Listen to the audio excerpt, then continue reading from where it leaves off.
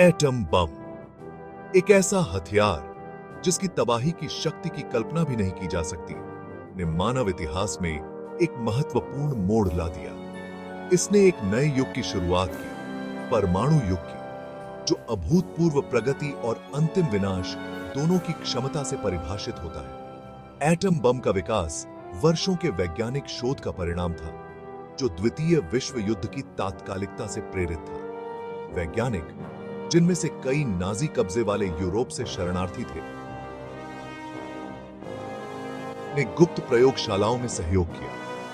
उनके प्रयास, जबकि अंततः सफल रहे, एक बड़ी कीमत के साथ आए।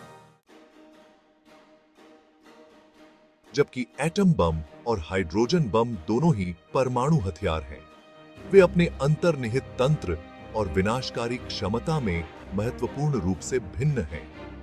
एटम बम, जिसे फिशन बॉम्ब के रूप में भी जाना जाता है, न्यूक्लियर फिशन पर निर्भर करता है, जो यूरेनियम या प्लूटोनियम जैसे भारी परमाणुओं को विभाजित करने की प्रक्रिया है। यह विभाजन जबरदस्त मात्रा में ऊर्जा मुक्त करता है, जैसा कि हिरोशिमा और नागासाकी बम विस्फोटों द्वारा प्रदर्शित किया गया था।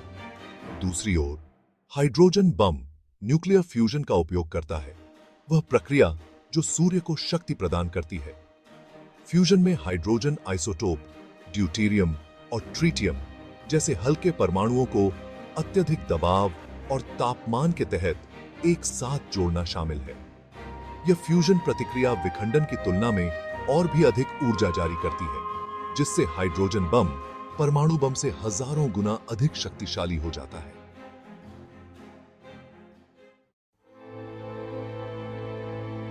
दुनिया ने अगस्त 1945 में पहली बार परमाणु बम की विनाशकारी शक्ति देखी। 6 अगस्त को एक अमेरिकी B-29 बॉम्ब वर्षक इनोला गे ने जापान के हिरोशिमा पर लिटिल बॉय नामक एक परमाणु बम गिराया।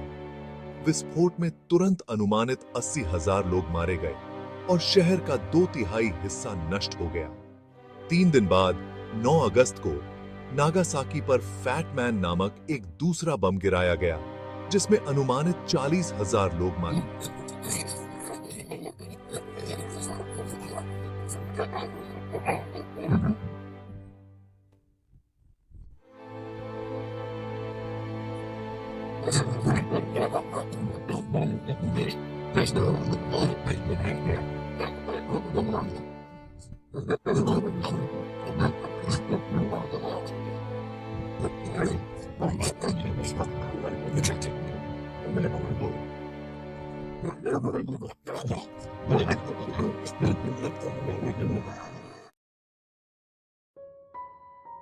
जे रॉबर्ट ओपेनहाइमर, एटम बम के जनक।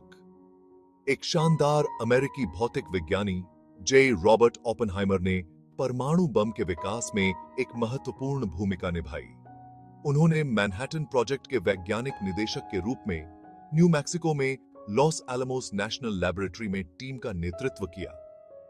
ओपेनहाइमर ने बाद में हिरोशिमा और नागासाकी पर बमों के इस्तेमाल पर पछतावा व्यक्त किया। वह परमाणु हथियारों के अंतरराष्ट्रीय नियंत्रण के लिए एक प्रबल पक्षधर बन गए। उन्हीं परिणाम हमेशा के लिए बदल गई दुनिया। हिरोशिमा और नागासाकी की बमबारी का वैश्विक राजनीति और परमाणु नीति पर गहरा और स्थायी प्रभाव पड़ा। दुनिया ने परमाणु हथियारों की भयावह वास्तविकता और वैश्विक विनाश की संभावना से जूझना शुरू कर दिया। बम विस्फोटों के बाद दुनिया भर के देशों ने नए अनिश्चित दुनिया में सुरक्षा की इच्छा से प्रेरित होकर अपने स्वयं के परमाणु हथियार कार्यक्रमों को आगे बढ़ाना शुरू कर दिया। नवजात संयुक्त राष्ट्र ने परमाणु हथियारों से उत्पन्न खतरे को दूर करने का अत्यावश्यक कार्य संभाला।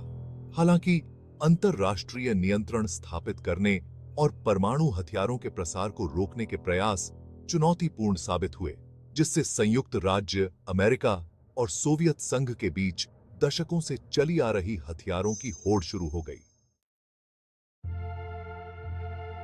हिरोशिमा और नागासाकी की विरासत परमाणु हथियारों के विनाशकारी परिणामों की एक सतत याद दिलाती है। बम विस्फोट मानवता के लिए एक कठोर चेतावनी के रूप में खड़े हैं। बचे लोगों की कहानियां परमाणु युद्ध की भयावहता की गवाही देना जारी रखती हैं। हिरोशिमा और नागासाकी से सीखे गए सबक आज भी प्रासंगिक हैं। परमाणु हथियारों की विनाशकारी शक्ति को याद रखना आवश्यक है। मानवता का भविष्य कूटनीति और सहयोग पर निर्भर हो सकता है।